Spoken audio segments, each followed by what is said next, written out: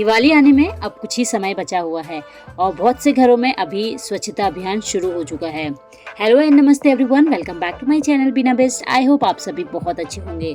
तो आज के इस वीडियो में मैं आप लोग के साथ शेयर करने वाली हूँ कि कैसे मैंने सिर्फ 2 घंटे में अपने पूरे बेडरूम को अच्छे से डीप क्लीन एंड डेकोरेट किया हुआ है। साथ में कुछ home decor and organizers purchase किए हुए हैं और कुछ फेस्टिवल ड्रेसेस। आई होप आपको भी पसंद आएंगे। तो ये मैं वीडियो के एंड में आप लोग के साथ शेयर करूंगी। तो चलिए फिर स्टार्ट करते हैं आज के इस इंटरेस्टिंग से वीडियो को। दिवाली का नाम सुनते ही हम सब होम मेकर्स के मन में जो सबसे पहले चीजें आती है वो है क्लीनिंग एंड डेकोरेशन।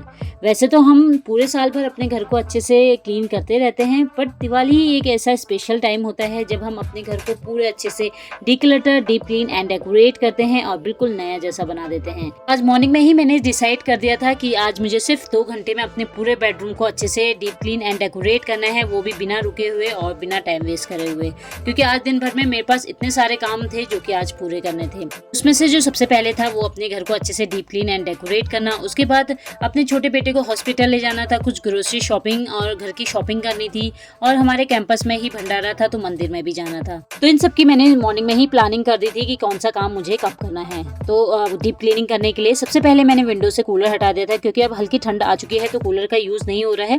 तो कूलर को हटा दिया था, बाहर से जो विंडो है उसको अच्छे से क्लीन कर दिया था। अब बारी थी बेडरूम को क्लीन करने की। तो सबसे पहले जितने भी वॉल में डेकोर पीस थे सबको मैंने हटा दिया था, क्योंकि डीप क्लीनिंग का मतलब ही ये है कि हर चीज़ को हटा हटा कर क्लीन करना। तो यहाँ पे क्योंकि इन फोटो फ्रेम्स होती है या जो भी डेकोर चीज़ रहती है वॉल पे, उसके पीछे काफ़ी जाले धूल वगैरह आ जाती है, क्योंकि विंडो वगैरह खुली रहती है। तो इसकी वजह से जब हवा चलती है तो सारी मिट्टी अंदर आ जाती है जो कि दीवारों में चिपक जाती है, और जो ये ट्यूबलाइट्स होते हैं इनके ऊपर भी काफ़ी जाले और धूल वगैरह आके बैठ जाती है जो कि हमें दिखाई नहीं देते। और इन सब चीज़ों को हम डेली भी क्लीन नहीं करते हैं क्योंकि जब सुबह हम मॉर्निंग में झाड़ू वगैरह लगाते हैं तो सिर्फ फ्लैट सरफेस में लगाते हैं। तो यहाँ पे मैंने इस तरीके का ब्रश लिया हुआ है जिसकी हेल्प से जितने भी जाले थे, धूल थी वॉल पे, उसको अच्छे से क्लीन कर दिया। और जो ये हम कर्टन्स वगैरह लगाते हैं इसके रॉड में भी काफ़ी धूल और जाले वगैरह हो जाते हैं, वो भी मैंने अच्छे से क्लीन कर दिया था। बेड के पीछे भी मैंने इस ब्रश से अच्छे से क्लीन कर दिया था, और जितनी भी धूल वगैरह इसमें बैठी हुई थी उसको मैंने अच्छे से साफ कर दिया था। और फिर यहाँ पे जो विंडो थी अंदर की साइड से भी मैंने अच्छे से इसको क्लीन कर दिया था, क्योंकि काफ़ी टाइम से यहाँ पे कूलर लगा हुआ था, जिसकी वजह से काफ़ी जो ये जालियाँ होती हैं इसमें काफ़ी धूल आके बैठ जाती है और जाले रहते हैं जो कि दिखने में बिल्कुल अच्छी नहीं लगती। क्योंकि अब दिवाली के टाइम पे हम लाइट्स वगैरह लगाएंगे तो उस समय अगर ये जाले धूल वगैरह दिखेंगे तो अच्छे नहीं लगेंगे। तो बहुत ही कम टाइम में मैंने अपने पूरे बेडरूम को अच्छे से क्लीन कर दिया था, जितनी भी वॉल में जाले और डस्ट वगैरह थी। और जो फैन है, फैन मैंने एक दिन पहले ही क्लीन कर दिया था जब मैंने अपने लिविंग रूम का फैन क्लीन किया हुआ था। अब बारी थी जितनी भी डेकोर पीस थे, जितनी भी चीज़ें मैंने वॉल पे हैंग करनी थी, सबको एक एक करके मैंने अच्छे से क्लीन कर दिया, क्योंकि काफ़ी टाइम से इनको क्लीन नहीं किया हुआ था तो इसमें काफ़ी धूल वगैरह आके बैठ गई थी। और जो घड़ी वगैरह होती है ये हमको टाइम तो दिखाती है, बट इनको हम टाइम टू टाइम क्लीन करना भूल जाते हैं। तो इसको भी मैंने अच्छे से क्लीन किया, और जितनी भी डेकोर पीस थी सबको एक एक करके मैंने क्लीन किया। और मेरा ये मानना है कि अगर हम एक बार ठान लें या कोई चीज़ डिसाइड कर लें कि आज हमें ये काम करना है, तो हम वो काम टाइम से कर देते हैं। और अगर हम मन ही नहीं बनाते हैं उस काम को करने के लिए तो हम दिन भर ऐसे ही पड़े रहते हैं, लेजी लेजी सा फील करते हैं, और दिन भर वीडियो को स्क्रॉल करते रहते हैं और टाइम का पता ही नहीं चलता है और काम वैसा का वैसा ही रह जाता है।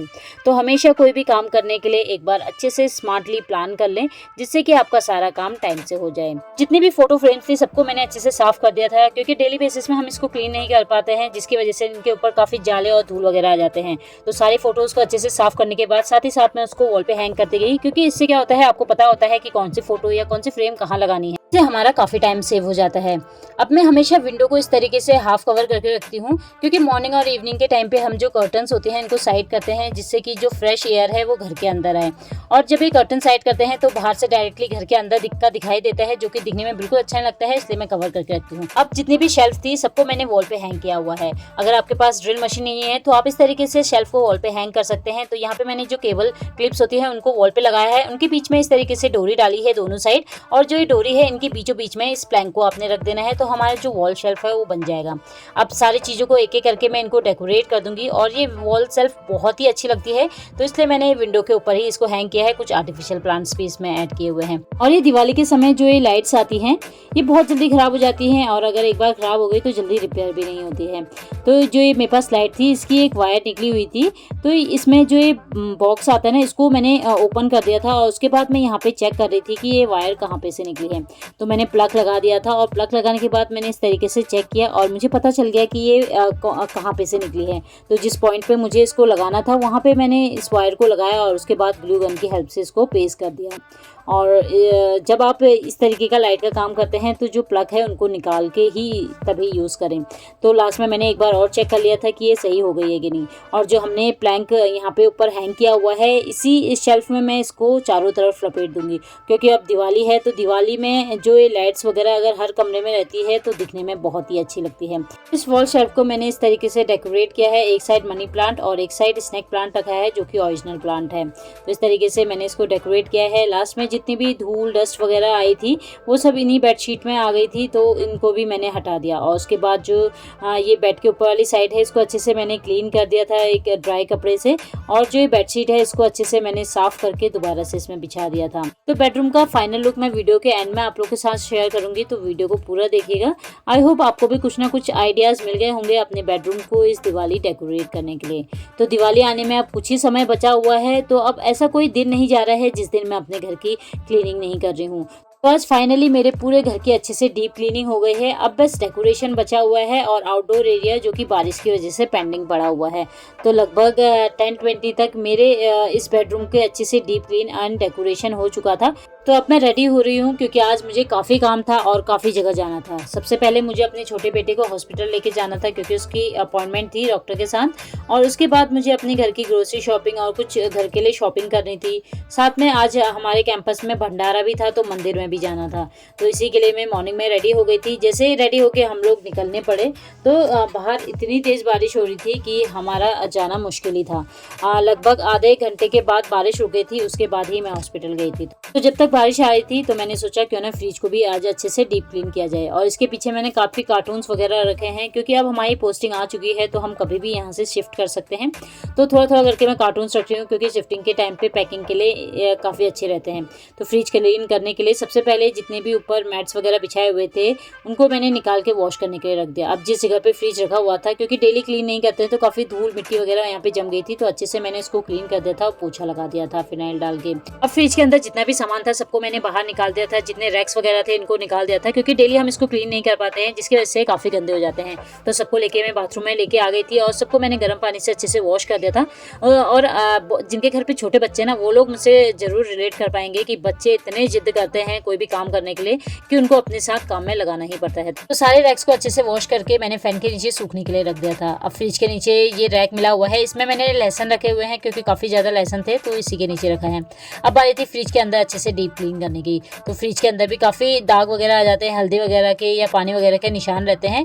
तो इन्हें क्लीन करने के लिए मैंने होममेड सॉल्यूशन बनाया है, विनेगर, डिश लिक्विड और पानी को ऐड करके। इससे काफ़ी अच्छे से सारी क्लीनिंग हो गई थी। एक बार इस सॉल्यूशन से क्लीन किया और लास्ट में एक साफ कपड़े से इसको अच्छे से पोंछ दिया। तो फ्रिज के आगे साइड पीछे चारों साइड मैंने अच्छे से क्लीन कर दिया था क्योंकि यहाँ पे भी काफ़ी दाग वगैरह लगे रहते हैं। तो फ्रिज क्लीन करने के बाद बारिश लगभग रुकी गई थी और उसके बाद मैं चले गई थी अपने छोटे बेटे को लेके हॉस्पिटल, क्योंकि आज काफ़ी ज़्यादा काम थे तो बारिश की वजह से जो काम था वो काफ़ी डिले हो गया था। उसके बाद हम लोग आ गए थे कॉम्प्लेक्स में, कुछ सब्जियाँ वगैरह खरीदी और फिर कुछ होम डेकोर चीज़ें खरीदनी थी। और मैं काफ़ी टाइम से जो हनुमान जी की मूर्ति होती है ना वो लेने की सोची थी, तो आज फाइनली मैंने जो हनुमान जी की मूर्ति है इसको ले लिया। और तो कॉम्प्लेक्स से घर आने के बाद जितनी भी सब्जियां मैं लेके आई थी सबको अच्छे से वॉश करके सूखने के लिए रख दिया था। और लगभग 2 बजे के आसपास हम लोग चले गए थे अपने कैंपस में जो मंदिर है वहाँ पे, क्योंकि यहाँ भंडारा था तो बहुत अच्छा यहाँ पे प्रसाद बना हुआ था। तो घर आने के बाद जितने भी पेंडिंग के काम थे उनको मैंने जल्दी से कर लिया था। अब जितने भी लहसुन थे जो खराब हो गए थे उनको साइड कर दिया था, जो ठीक थे उनको रख लिया था। अब जो फ्रिज के अंदर इस तरीके के रैक्स बने हुए थे इनको मैं इस तरीके से कवर कर रही हूँ। ये ट्रांसपेरेंट जो रैप आते हैं ना खाना वगैरह पैक करने के लिए, इनसे रैप कर रही हूँ क्योंकि जो मेरे पास पहले मैट थी वो थोड़ी सी मोटी रहती है। तो इससे क्या होता है जो लाइट्स वगैरह रहती है फ्रिज की वो ब्लॉक हो जाती है, और जो नीचे वाले रैक में सामान वगैरह रखा होता है यानी कुछ खाने की चीज़ रखी होती है वो इसलिए दिख नहीं पाती है, तो काफ़ी टाइम वो चीज़ ख़राब हो जाती है। तो इसलिए भी मैं ये ट्रांसपेरेंट रैप को इसमें रैप कर रही हूँ।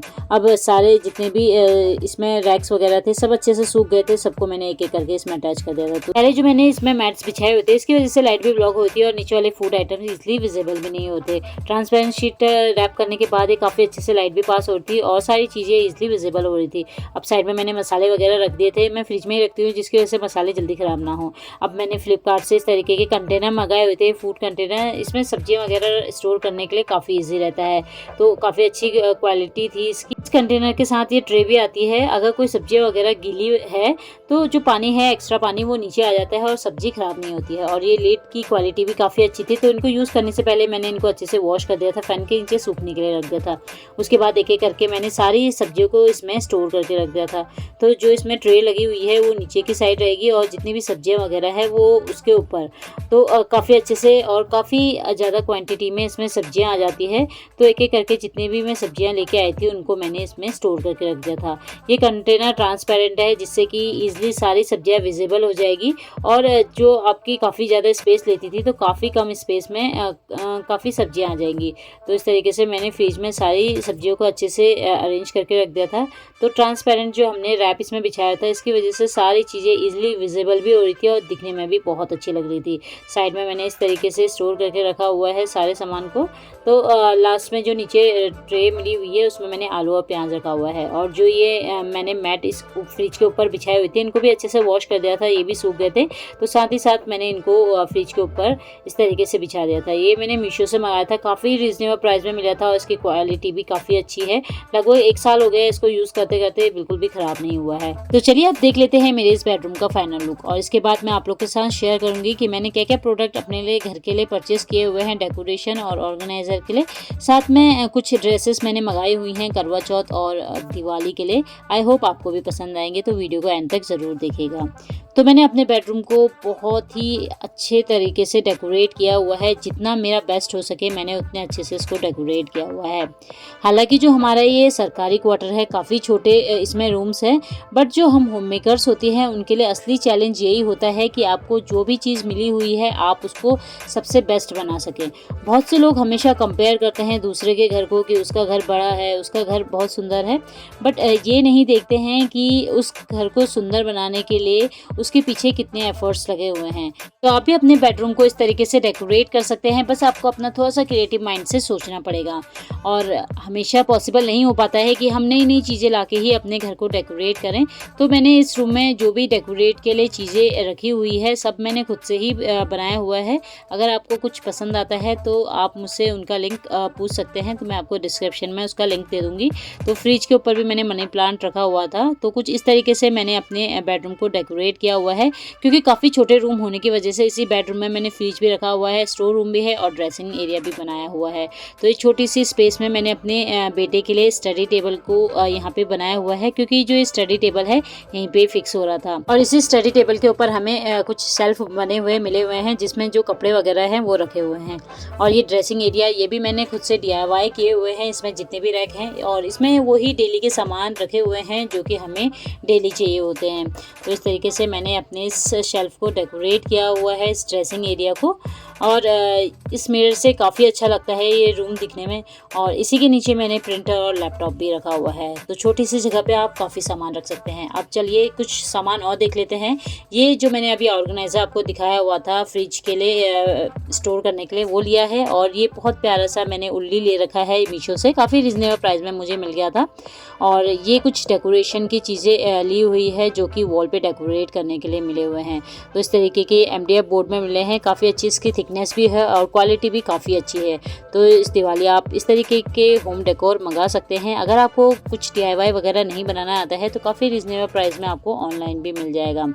तो यहाँ पे मैं दिवाली के सारे सामान निकाल लूँगी जो मैंने पहले दिवाली में यूज़ किए हुए थे। तो इस तरीके से मैंने सबके लिए अलग से कार्टून्स वगैरह बनाए हुए थे। तो सबसे पहले मैं इनको चेक कर लूँगी कि कौन सा सामान मेरे पास है, कौन सी चीज़ें ख़राब हो गई है, कौन सी चीज़ नहीं आई हुई है। क्योंकि हम एक दूसरे को देखा देखी ना काफ़ी सामान खरीद लेते हैं। और तो ऐसा करने से बचिए। पहले आप देखिए कि आपके पास क्या चीज़ है या आपको उस चीज़ की वाकई में ज़रूरत है, तभी आप उन चीज़ को परचेज़ करें। तो यहाँ पे सारी दिवाली की अब तैयारी शुरू हो ही गई है। तो यहाँ पे सारी लाइट्स वगैरह मैं चेक कर लूँगी, क्योंकि हर दिवाली हम कुछ ना कुछ नई खरीदते रहते हैं।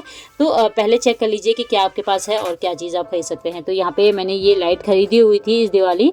तो कुछ नई नई चीज़ें खरीदे और एक छोटी सी बल्ब खरीदे हैं और कुछ ये कॉट वगैरह खरीदे हैं, कुछ लाइट्स खरीदी, कुछ स्विच वगैरह खरीदे हैं जो कि अभी यूज़ में आएंगे। तो ये मैंने पहले छोटी छोटी चीज़ें खरीद के रख ली है, क्योंकि अब दिवाली में ज़्यादा टाइम बचा नहीं है। तो जब जब मुझे टाइम लग रहा है बीच बीच में मैं शॉपिंग करती जा रही हूँ। अब करवा चौथ भी पास आ आ गया है। तो यहाँ पे एक मैंने अलग से बॉक्स बनाया हुआ है, जितना भी करवा चौथ का है, दीपावली का सामान था, जैसे इसमें कैंडल्स वगैरह रखे हुए थे, कुछ दिए वगैरह रखे हुए हैं। तो ये सब मैंने चेक कर लिया है। अब मुझे पता चल गया है कि मुझे अब इस दिवाली क्या चीज़ नहीं लानी है और क्या चीज़ पहले से है। फेस्टिवल स्टार्ट हो और हम अपने लिए शॉपिंग ना करें, ऐसा हो ही नहीं सकता है। तो इस बार मैंने मिंत्रा से 2 3 पीस कुर्ता सेट मंगाए हुए थे, क्योंकि इस बार मुझे करवा चौथ में पिंक या रेड कलर वेयर करना था। तो ये जो ब्राइट पिंक कलर का कुर्ता है, ये इंडो वेरा का है, और जो इसका कुर्ता है उसके नेक में काफ़ी अच्छी एम्ब्रॉयडरी की हुई है, और जो ये दुपट्टा है वो नेट फैब्रिक का है, और दुपट्टे के दोनों साइड ही एम्ब्रॉयडरी की हुई है। और जो ये 3 पीस कुर्ता सेट मैंने परचेज़ किया हुआ था, ये मुझे ज़्यादा पसंद नहीं आया, क्योंकि इसका दुपट्टा जो था वो नेट फैब्रिक का था और बार बार स्लिप हो रहा था। और जो इसका कुर्ता है उसमें अंदर की साइड कोई लाइनिंग वगैरह नहीं दी है, जो डिज़ाइंस थे वो चुभ रहे थे। तो मैंने इस कुर्ता सेट को रिटर्न किया और इसको चेंज करके मैंने ये वाला कुर्ता सेट खरीदा। ये भी बहुत प्यारा था, ये मुझे उस कुर्ते सेट से ये काफ़ी अच्छा लगा। इसका फैब्रिक भी काफ़ी अच्छा था, और ये 3 पीस सेट इंडो एरा का है, और जो इसका कुर्ता है उसके नेक में काफ़ी अच्छी एम्ब्रॉयडरी की हुई है, और जो इसका दुपट्टा है इसका फैब्रिक भी काफ़ी अच्छा मुझे लगा।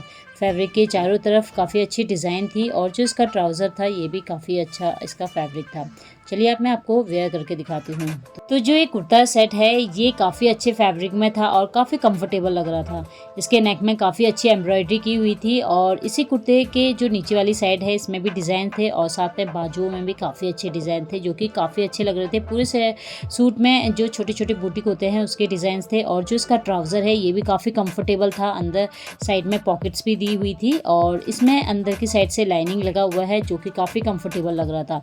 और इसका दुपट्टे की जो लेंथ है वो भी काफ़ी अच्छी थी। दुपट्टे के दोनों साइड यही सेम एम्ब्रॉयडरी की हुई है, तो आप इसको काफ़ी अलग अलग तरीके से कैरी कर सकते हैं। तो आजकल काफ़ी अच्छी डील चली हुई है अमेज़ॉन में, तो मैंने ये जो बाटा के सैंडल है वो अपने लिए परचेज़ किए हुए थे, तो ये इस कुर्ते सेट के साथ काफ़ी अच्छा कॉम्प्लीमेंट कर रहा था। तो आज की वीडियो में इतना ही। आई होप आपको मेरा आज का ये वीडियो पसंद आया होगा। वीडियो पसंद आए तो वीडियो को लाइक, शेयर एंड कमेंट करना बिल्कुल ना भूलें। तो मिलते हैं नेक्स्ट वीडियो में।